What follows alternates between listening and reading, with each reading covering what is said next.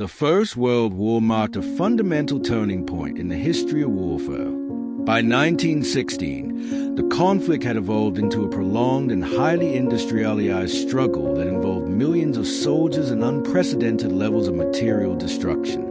Nowhere was this transformation more visible than on the Western Front, where trench warfare became a defining feature of military operations. The Western Front extended from the North Sea in Belgium to the border of Switzerland, forming a continuous line of fortified positions. Along this front, opposing armies faced each other at distances sometimes measured in meters. Attempts to achieve rapid breakthroughs had failed repeatedly, resulting in enormous casualties and minimal territorial gains. Under these conditions, trench warfare emerged as both a defensive necessity and a strategic reality. Trench warfare developed as a response to advances in military technology. The widespread use of machine guns dramatically increased offensive firepower, making frontal assaults extremely costly. Artillery had become more accurate and more destructive, capable of delivering sustained bombardments over long distances. Barbed wire further slowed attacking infantry, exposing them to concentrated enemy fire. Traditional tactics based on speed and maneuver were rendered ineffective in the face of these developments. As early as late 1914, armies on both sides of the Western Front began digging into the ground to protect themselves. Over time, these temporary measures evolved into elaborate trench systems designed for long-term occupation. By 1916, trenches were no longer simple ditches but complex defensive networks extending for hundreds of kilometers. A standard trench system consisted of multiple parallel lines. The front-line trench was a primary combat position, constantly exposed to enemy fire. Behind it lay support trenches, used for housing reserves, storing supplies, and coordinating operations. Further to the rear were reserve trenches, intended to provide reinforcement during attacks or serve as fallback positions in case of enemy breakthroughs. These lines were connected by communication trenches, allowing movement while minimizing exposure to direct fire. Construction of trenches required continuous labor.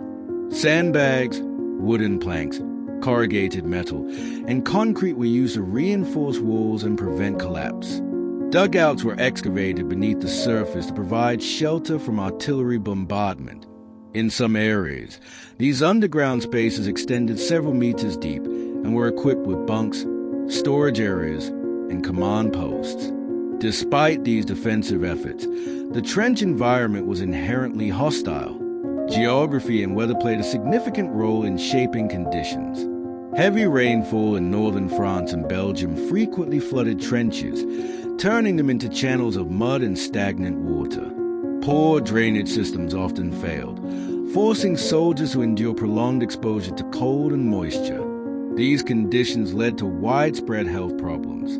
Trench foot was among the most common ailments, caused by continuous exposure to wet and cold environments. Symptoms range from numbness and swelling to severe infections and tissue decay. In advanced cases, amputation was necessary. Trench foot alone rendered thousands of soldiers unfit for service, reducing the operational capacity of entire units.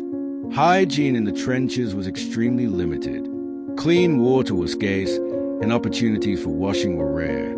Soldiers often wore the same uniforms for weeks, sometimes months, without proper cleaning. Lice infestations were nearly universal, contributing to the spread of diseases such as trench fever.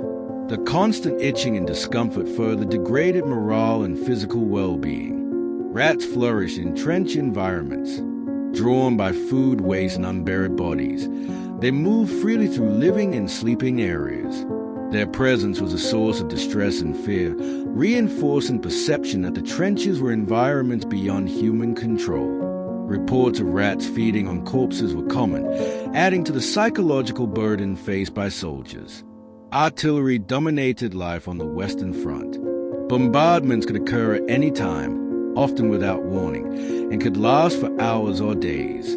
The constant noise of explosions, collapsing earth, and flying debris created an atmosphere of continuous tension. Soldiers learned to distinguish between outgoing and incoming shells, instinctively judging whether to seek cover or remain in place. By 1916, the war on the Western Front had become a war of attrition. Military leaders increasingly accepted that decisive victories were unlikely. Instead, success was defined by the ability to exhaust the enemy's manpower and resources over time. This strategic approach resulted in massive offensives characterized by high casualty rates and limited territorial gains. Battles such as Verdun and the Somme exemplified this strategy. These engagements consumed enormous quantities of men and material, transforming landscapes into devastated wastelands. Villages disappeared, forests were reduced to shattered stumps, and the land itself became scarred by shell craters and trenches. For soldiers stationed on the Western Front, trench warfare represented a new and unsettling reality. The trenches dictated movement, behavior, and survival. They were spaces where modern technology and human endurance collided, reshaping the experience of war and redefining its costs.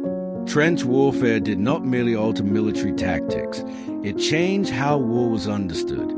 It revealed the destructive potential of industrialized conflict and exposed the limits of human resilience. The Western Front became a symbol of endurance, suffering, and the profound human consequences of modern warfare.